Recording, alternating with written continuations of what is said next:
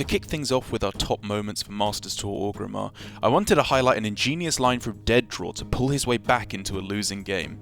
By sequencing very cleverly with Tenwu of the Red Smoke, Efficient Octobot, and new inclusion to the deck Animated Broomstick, he was able to set up for not one, but two Jandices to be played on turn 6. While it did lead to a loss and an overall disappointing Masters Tour for Dead Draw, it's plays like this that keep us in awe of his skill. Okay, well, he does have Octobot step the Broom and then rush in with the Octobot to immediately get a reduction on this hand, and then... Right, that would mean I don't know.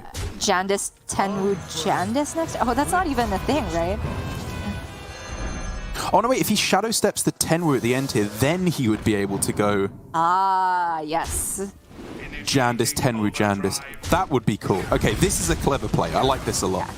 This is just much better. He even gets the clear on several Mana Worms now. Great spot from Dead Draw. Whether it'll be enough is a different question altogether, though. We are looking for some nutty 5-drops, I think, to be in with a chance here. Rushes, Kurabashi is a high amount of health, I guess, at least, but with double devolving on the other side, we can see that that's unlikely to even be enough. He goes again. I'm thinking double Ras is the way back into this. Ooh. Yeah, okay. I got double Ras today, actually. Did you? In fact, I did. It won me the game. You happen to be the best at drawing double Wicked Stab, but the only one to get double Ras. Quite right. It costs 4, so it must be fine now, right? Try telling that to Chonsu, who just felt the wrath of Deck of Lunacy on 4 into... Well, I'll let Virtuous show you this one. When you have Deck of Lunacy into Incantus Flow and your opponent didn't just play Lightning Bloom into Glowfly Swarm, this is very winnable now for Virtuos.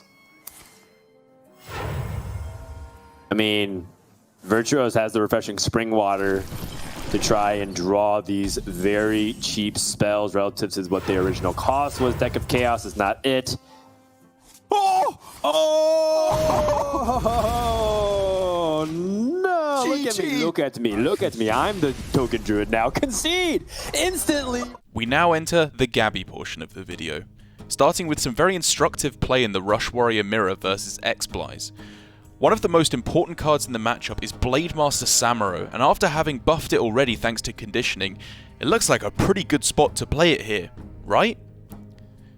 Well, maybe in this position where you can couple it with Playmaker to clear the board and push 7 damage to face. No? Well then how about here, on the final turn of the game, to obliterate the board and instantly threaten lethal. Stunning play to send Gabi to the finals.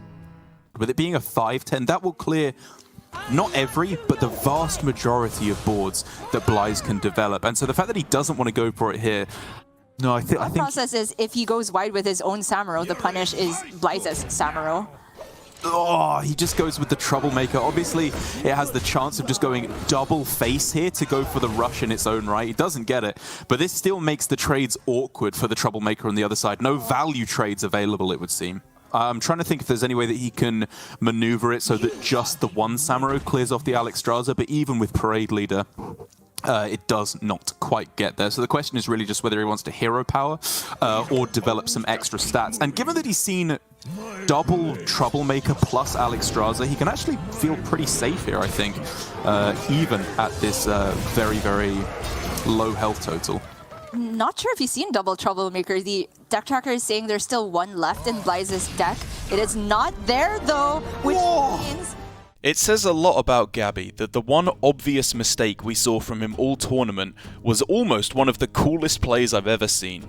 With a Headmaster Kel'Thuzad left on the board, he will get a copy of any minion he Wicked Stabs, which looks like the 6/6 taunt. But Gabi spots a better line by getting a copy of Kazakus that he can bounce back and play again to recoup some much needed value. Problem is, he still has his own Kazakus in the deck, so the one he generated isn't active, and he just lost huge amounts of tempo. And much like giving Priest good cards, what seemed like a great idea ended in disaster. That's like the best Jandice mind game I've ever seen. It almost never matters. Kazaka so he can step it back and So he can tempo it. Oh, that's so cool. Because the only thing his hand was lacking was value, right? Oh, Gabi oh. is so sick. He's just so sick. He can Guardian Og Merchant, the Headmaster Kel'Thuzad, and get a value trade over. Yeah. The problem is maybe the 7-3, but... Oh, wait, he has... What does he have in his deck that... Cost 4. Oh, wait, does he have... It doesn't... Oh, it doesn't activate. And finally, the moment that will go down in history. The finals versus Viper, where in Game 5, it looked like Gabi's run had come to an end. A disgustingly strong Jandis Barrow from Viper cleared the board and guaranteed him Alex Straza from Talon Fordring. But despite appearances, Gabi kept a level head, and through a lucky devolving missiles and a clever use of Vanessa Van Cleef, he was able to clear enough of the board and push for the win. I never doubted. Not once. Okay, maybe once. Jandis, maybe? Hey, wait. Jandis Barov. What comes out of the summoning Raz Frost Whisperer and Talon Fordring, which draws Alex Straza. Oh! He had his last 5 cards are Secret Passage, Brain Freeze, Prize Plunder, Swindle, and Field Contact. Oh. Jandis and Ice Barrier? So it was Prize Plunder that he was looking for. I mean, he has the Vanessa Van Cleef. Vanessa Van Cleef gives him a Prize Plunder, actually. Yeah. That was the last card played. And he got rid of the Talon, importantly. Yes. So the Alex Straza won't be drawn. And gets an Ice huge. Barrier up. Oh. Oh, TJ, the board tension. There's so much going on. And There's too much board tension. I can't handle it. What is he going to be able to pick up here with that Jandis Barrow? That's much more important. He's down to just his last few cards. Oh, those are big. Kubarashi Berserker. Do you choose to take the hit? I guess Kubarashi Berserker, because you want to make sure that the taunt can survive. And that's what he chooses. Now those are 5-drops, Dan.